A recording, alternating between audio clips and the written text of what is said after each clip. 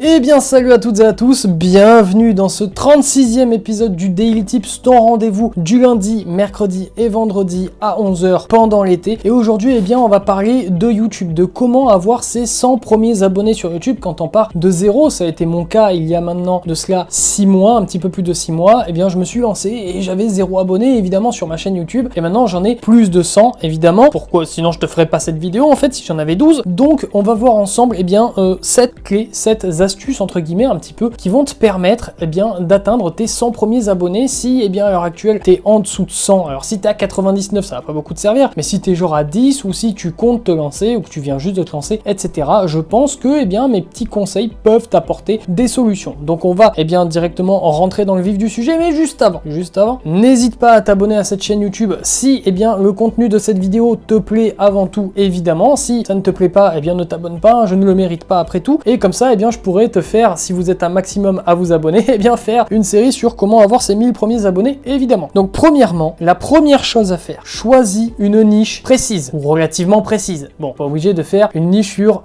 les arbres en forêt subtropicale. Bon, c'est peut-être un petit peu trop précis, mais tu dois choisir quand même une niche assez précise. Au final, tout ça, ce sont eh bien des astuces que je tire des erreurs que j'ai pu faire. Pourquoi je te dis ça? Parce qu'au début, quand j'ai commencé sur YouTube, qu'est-ce que j'ai fait? La même erreur que tout le monde, j'ai fait une niche trop généraliste. Ma chaîne, c'était quoi? C'était des astuces sur le business, quand même vaste, des astuces sur le développement personnel, quand même vaste, et sur la psychologie, c'est quand même vaste. Donc au final, eh bien, j'étais partout et nulle part à la fois, et ça, c'est pas bon, parce que si quelqu'un arrive sur ta vidéo YouTube, tombe sur une vidéo où tu parles de psychologie, de biais cognitifs, il va se dire, oh, c'est intéressant, il va s'abonner, par exemple, ou il va pas s'abonner, mais il va se dire, bah, je vais aller voir une autre vidéo. La vidéo d'après, tu parles de comment créer une entreprise, et la vidéo d'après, tu parles de comment mieux dormir la nuit. Ça n'a pas trop de rapport, et au final, la personne, bah, pourquoi elle s'abonnerait à quelqu'un qui fait tout et n'importe quoi? Donc choisis un truc précis et bombarde dessus. Voilà, comme ça, tac, tac, tac, tac, tac. Tu n'hésites pas, tu bombardes dessus, et les gens qui vont apprécier ton contenu, eh bien, ils vont s'abonner, puisqu'ils savent très bien qu'ils vont retrouver la même chose le lendemain, ou le surlendemain, etc., etc. Donc, très important, et une niche précise. Deuxièmement, bosse tes titres et tes miniatures. Les gens ne vont pas taper ton nom sur Internet, déjà, ils vont pas le taper puisqu'ils ne te connaissent pas, puisque tu n'as même pas encore 100 abonnés, donc ils vont tomber sur tes vidéos, eh bien, par recommandation, ou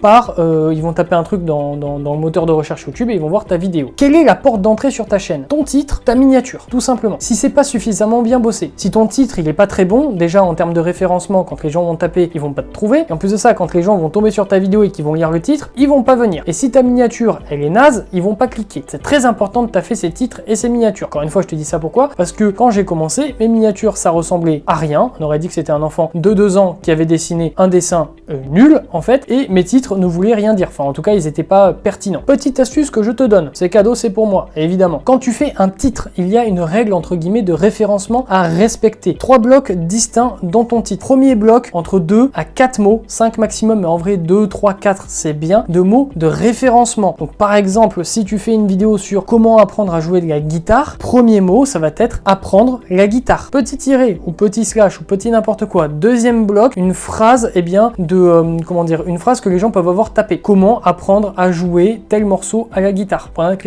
d'interrogation. Troisième bloc, ce que tu veux. Là, tu es libre de faire ce que tu veux, c'est loin dans le titre, donc ça a moins d'impact sur le référencement. Moi, par exemple, c'est ce que j'utilise pour mettre le daily tips, hashtag quelque chose. Voilà. Ça, c'est une petite astuce pour tes titres, et pour tes miniatures, eh bien, tout simplement, bosse tes miniatures. Il n'y a pas de secret. Au début, tu vas faire des miniatures, tu vas bosser tes miniatures, elles seront pas ouf. Puis à force de faire des miniatures et de comprendre la psychologie des gens qui vont cliquer ou non sur ta vidéo, eh bien, tu vas apprendre à faire de meilleures miniatures. Il n'y a pas de secret. Mais dès le début, force-toi à essayer de faire des bonnes miniatures. Évidemment, même moi, à l'heure actuelle, mes miniatures, elles sont pas parfaites, hein, honnêtement. C'est du taf. Je fais comme je peux. Je suis pas graphiste professionnel et toi non plus. Donc, taffe dessus. Fais du mieux que tu peux. Et voilà. Mais au moins, taffe dessus. Très important. Il y a un tractopelle qui est en train de passer. C'est pas un tractopelle. Je sais honnêtement pas ce que c'est. Troisièmement, fais des séries thématiques. Ça marche très bien sur YouTube. Un exemple tout con. Au début de ma chaîne, j'ai fait une série sur le livre Influence et Manipulation, qui pour l'époque a plutôt bien marché parce que j'avais pas d'abonnés. À l'époque, je devais avoir 15 abonnés, quelque chose comme ça, ou 10 ou 20, tu vois ce que je veux dire. Et il y a des vues, il y a des 30 vues, il y a des 40 vues dessus.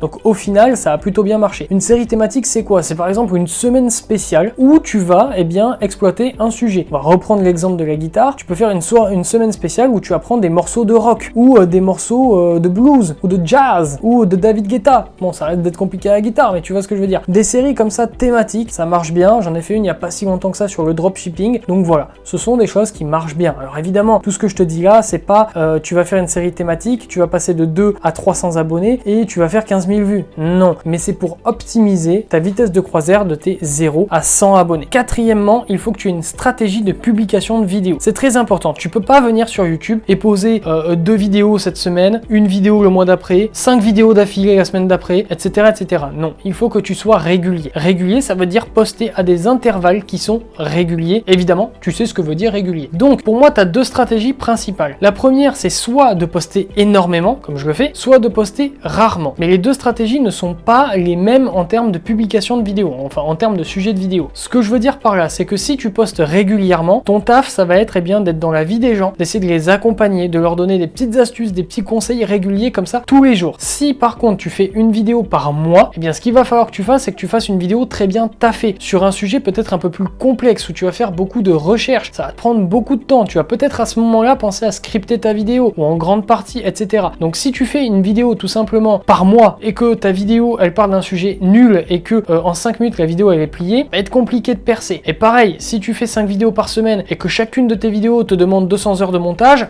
ça va être compliqué. Pourquoi? Parce que t'as que 24 heures par jour, évidemment. Donc voilà. Et une stratégie de publication dès le début, sois au courant un petit peu de ce que tu as envie de faire toi. Moi par exemple, des vidéos où il faut taffer un sujet pendant 150 heures, faire 100 heures de montage, etc. Moi j'aime pas ça. J'aime pas ça, ça dégage. Donc forcément, qu'est-ce que je fais? Je poste des vidéos quasiment quotidiennement. En temps normal, c'est une vidéo du lundi au vendredi. Là, puisque c'est l'été, on est sur une vidéo le lundi, le mercredi et le vendredi. Mais au final, ça reste quand même un gros volume de production. Pourquoi? Tout simplement parce que j'aime être dans la vie des gens. J'aime bien les accompagner au quotidien et leur donner comme ça des petites astuces encore et encore. Moi, c'est comme ça que je fonctionne. À toi de voir comment tu veux établir ta stratégie de publication. 5e astuce, très importante, n'oublie pas le CTA, le Call to Action. Man, yeah! J'adore l'accent anglais. Putain, mon accent anglais, vraiment, on dirait que je viens de San Francisco. Le CTA, c'est très important, le Call to Action, l'appel à l'action. Pourquoi? Parce que les gens ne vont pas forcément penser à s'abonner, à liker, à commenter, à partager tout ce que tu veux, naturellement. Et c'est normal, hein, très sincèrement. Si tu ne le rappelles pas, les gens vont pas forcément y penser. Alors que si ça se trouve, ils ont adoré ta vidéo. Mais c'est pas un réflexe non plus. Donc, moi, ce que je peux te conseiller, c'est en début de vidéo, tu fais ton introduction et tu fais un call to action. Et à la fin de la vidéo, quand tu fais ton outro, tu fais un nouveau call to action. C'est très important parce que ça va bien rappeler à certaines personnes qui au final ont bien aimé, ah oui, c'est vrai, je peux m'abonner, bah je vais le faire. Voilà. Honnêtement, ça fait une vraie différence, hein, je l'ai remarqué. Au début, je le faisais pas du tout, maintenant je le fais. Et franchement, mais ma courbe d'abonnés a augmenté. Alors, est-ce que c'est uniquement grâce à ça? Je pense pas non plus. Mais je pense que ça joue un rôle. Donc voilà, n'oublie pas de faire ça, c'est plutôt utile. 6e astuce, teste un maximum de choses. Tu es au début de ton aventure YouTube et c'est un moment pour toi pour te chercher, pour chercher du contenu, pour chercher bien des façons de faire, des types de vidéos, etc. que tu vas pouvoir proposer à ton audience. Au début, tu as quasiment personne qui te suit, donc tu te mouilles pas trop à tenter des petites dingueries par-ci par-là, tu vois. Donc tu peux lancer un concept d'émission, un concept de vidéo, ça marche pas, hop, ça te saoule, ça dégage, tu fais un nouveau truc, etc. Au début, tu peux te faire ce plaisir-là que tu ne pourras pas faire le jour où tu auras énormément d'abonnés.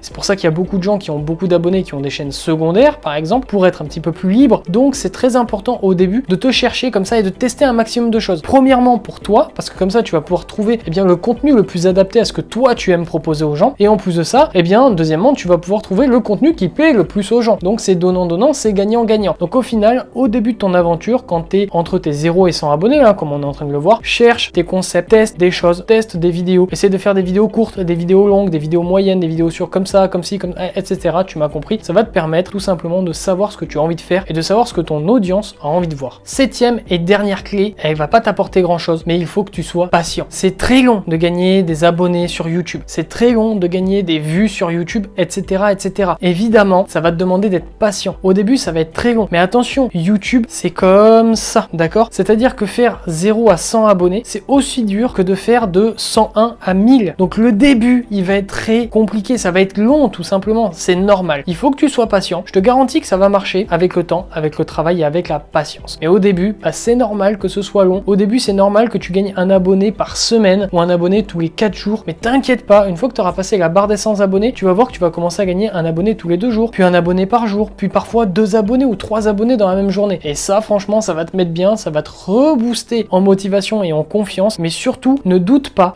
de toi. C'est-à-dire que si les abonnés, ils montent pas très vite, c'est pas forcément parce que ton contenu, il est mauvais. Évidemment, peut-être que c'est parce que ton contenu, il est pas optimal. Ça, y a pas de souci. Mais si tu te donnes à fond et que ça marche pas, en tout cas que ça monte pas très vite, c'est pas que tu fais de la merde. C'est juste qu'au début, bah c'est long, c'est normal. Le référencement YouTube, il est long à se mettre en place. Et puis au bout d'un moment, ça va monter tout seul. Donc voilà, on va se faire un très bref récapitulatif. Premièrement, et une niche précise. Ça sera bien plus simple pour toi. Deuxièmement, bosse tes titres et tes miniatures. Troisièmement, fais des séries thématiques, ça marche plutôt bien. Quatrièmement, et une stratégie de publication. Soit tu publies énormément, soit tu publies peu. Mais en fonction de ça, il va falloir que tu adaptes ton contenu, évidemment. Cinquièmement, n'oublie pas le call to action.